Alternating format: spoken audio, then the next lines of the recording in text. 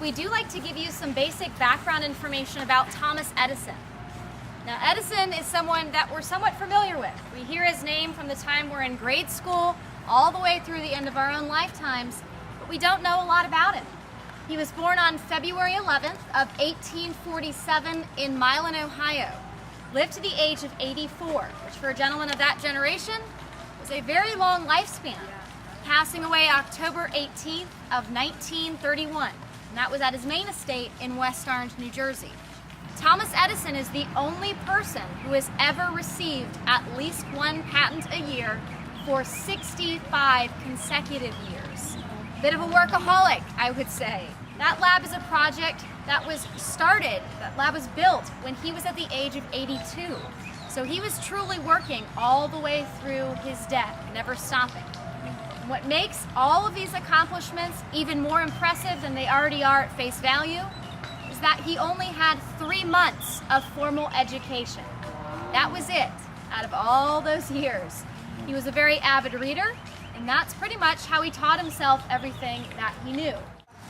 I'm standing in front of the Edison visitor's house right now, and this was one of the very first pre-manufactured homes in the U.S. I don't know that they actually called it pre-manufactured, but it was actually made up in Boston before it was shipped down here. And there was 2 homes built, and they are identical twins to each other, except reverse floor plans. Here's the secondary house.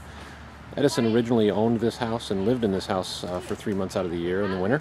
And the secondary house was owned by a friend until Edison eventually bought it back for his family, his sons and daughters, and turned them into a guest house. And this is the library room right here, and you can kind of see all of the artifacts that you see in this room right now are actual from the home. So these are not replicas or recreations, but these are actual furnishings from when he actually lived here. And you can see the fireplace over here in the living room area, and hanging on the wall is a picture of, I believe, Thomas Edison. And you can see here's another one of those chandeliers that Thomas Edison actually handcrafted himself, brought down from up north where he lived during the rest of the year. And this is the bedroom where Thomas Edison and his wife would have actually stayed.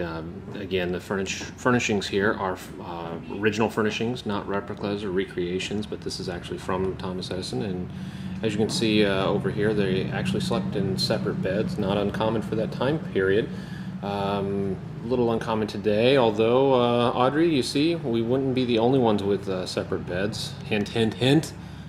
And here we have the kitchen for the guest house, and there's an icebox way back there. Pretty small kitchen by our standards today, but they used this kitchen for not only this guest house, but also for the main house as well, which is where Thomas Edison and his family actually stayed. So we are now looking at a swimming pool that was added by Edison's wife, and this swimming pool area was one of the first swimming pools in Florida, and it might even be the first swimming pool in Florida. Of course, it did not have a little automatic cleaning machine and whatnot, but it does give you an idea of how they might have lived back in that time. So they did actually have quite a nice place to hang out at.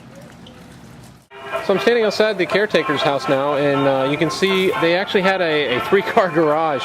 What's interesting is that Thomas Edison himself didn't actually like driving, and in fact he was given a car by Henry Ford, his protege, and Henry Ford was going to donate a new car every year, and Thomas Edison said, "No, I'm quite content with what I have." So he never really got a car every year. Instead, Henry Ford would just ship a mechanic down and would upgrade the old Model T with the latest and greatest stuff. So it's kind of interesting. The other thing that's kind of interesting is that this is a 3-car garage, and the Henry Ford estate only had a single-car garage. Go figure, huh?